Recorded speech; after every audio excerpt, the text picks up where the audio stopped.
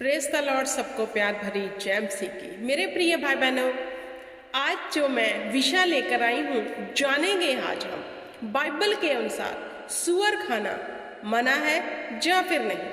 Hallelujah. क्या कहता है वचन? क्योंकि आज भी बहुत लोग इस दुविधा में हैं, क्या खाएं क्या ना खाएं। ਜਾਂ तो उन्हें वचन की नॉलेज नहीं है या फिर वह परमेश्वर के वचन की समझ नहीं रखते, इसलिए वह दुविधा में है। वह सुनते नहीं हैं परमेश्वर के वचन को, जिसके कारण नहीं पता क्या खाना है क्या नहीं।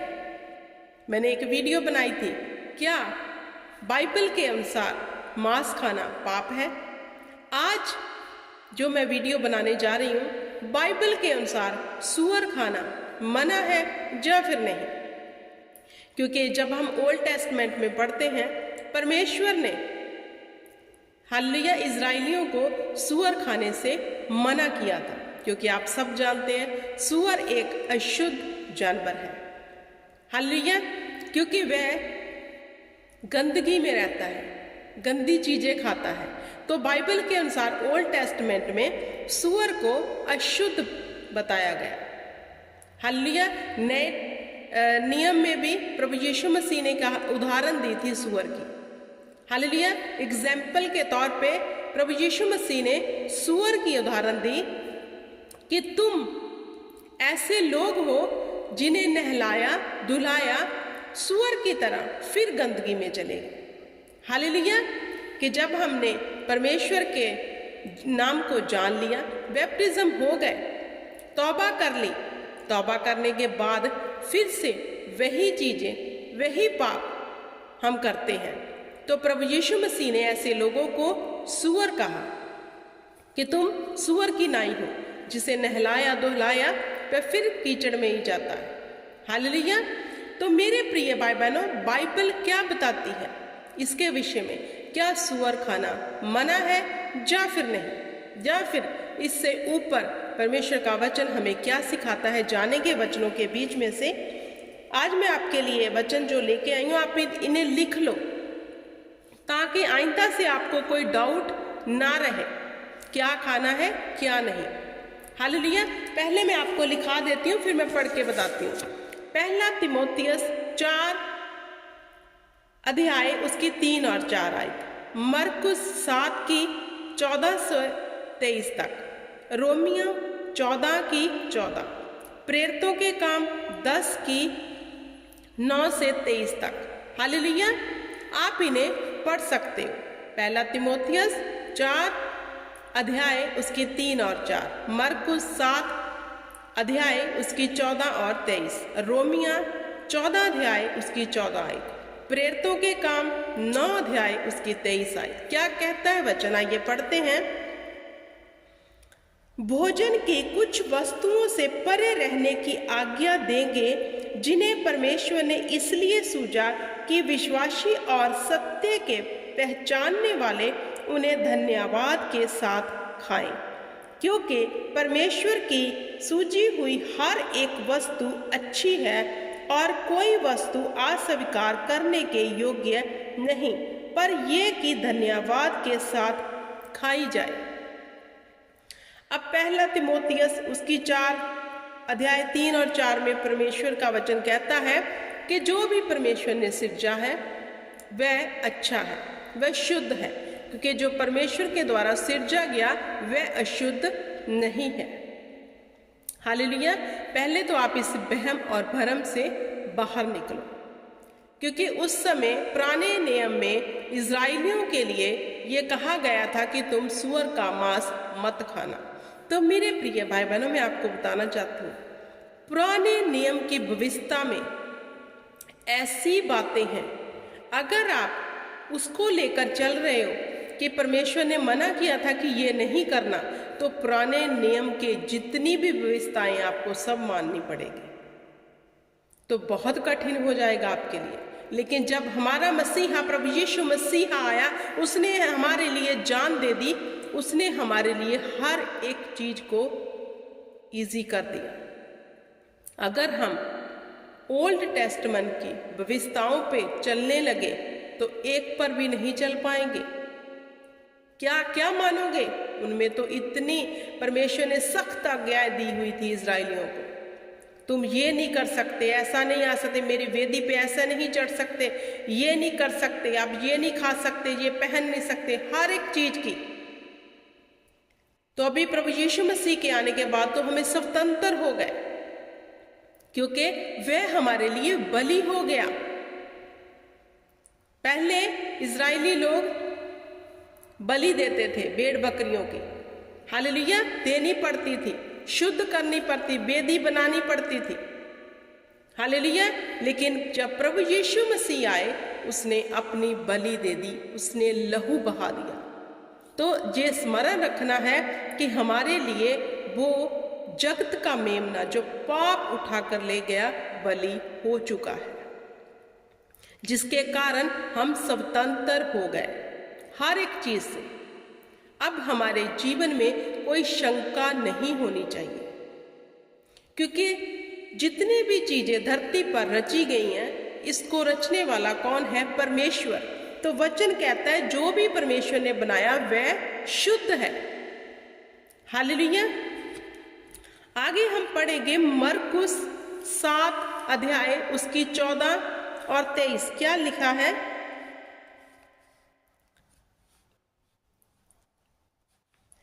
उसने लोगों को अपने पास बुलाकर उनसे कहा, तुम सब मेरी सुनो और समझो, ऐसी कोई वस्तु नहीं जो मनुष्य से बाहर से समाकर उसे अशुद्ध करे, परंतु जो वस्तुएं मनुष्य के भीतर से निकली हैं वह ही उसे अशुद्ध करती हैं।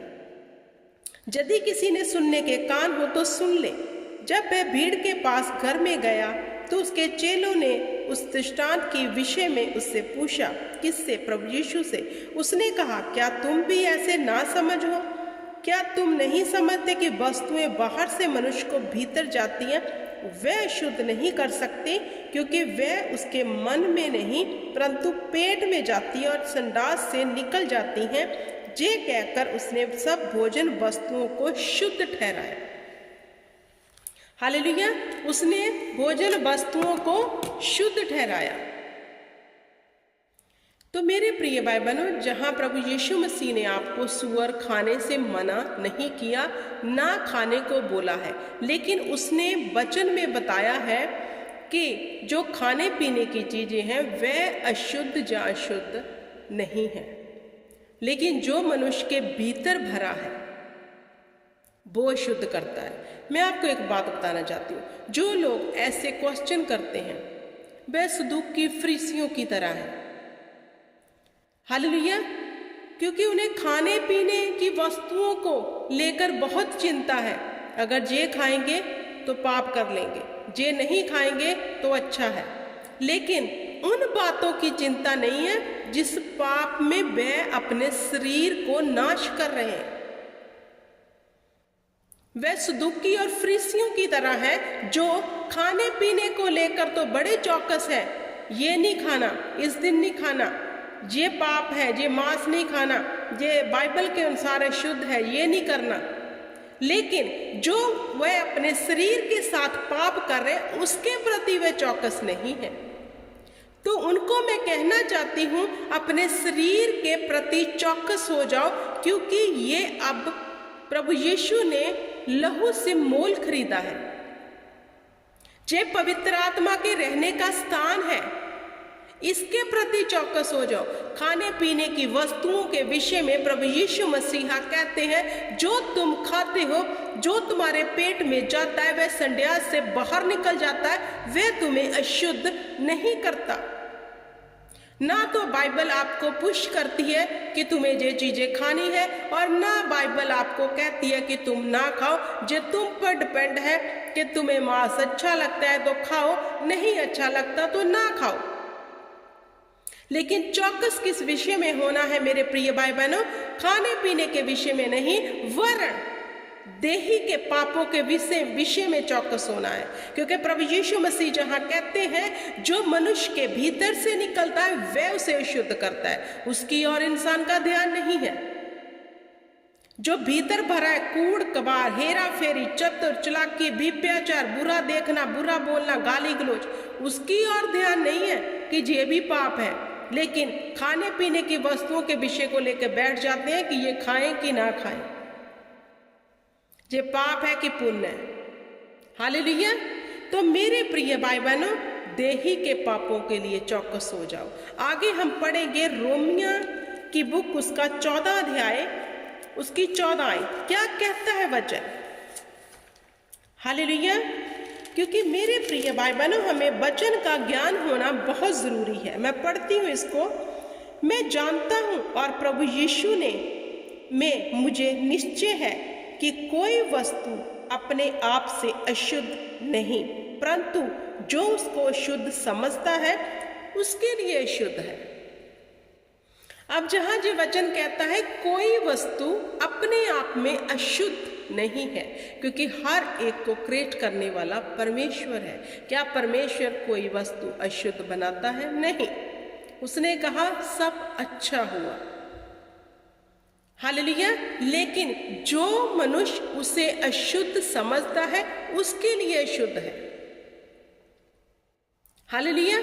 अगर आपने ये अपने माइंड में सेट कर लिया कि ये वस्तु शुद्ध है, तो वह आपके लिए शुद्ध है, क्योंकि आपका ध्यान खाने पीने की वस्तुओं के ऊपर ज्यादा है, लेकिन जो भीतर भरा है पाप, उसके ऊपर बिल्कुल भी नहीं है।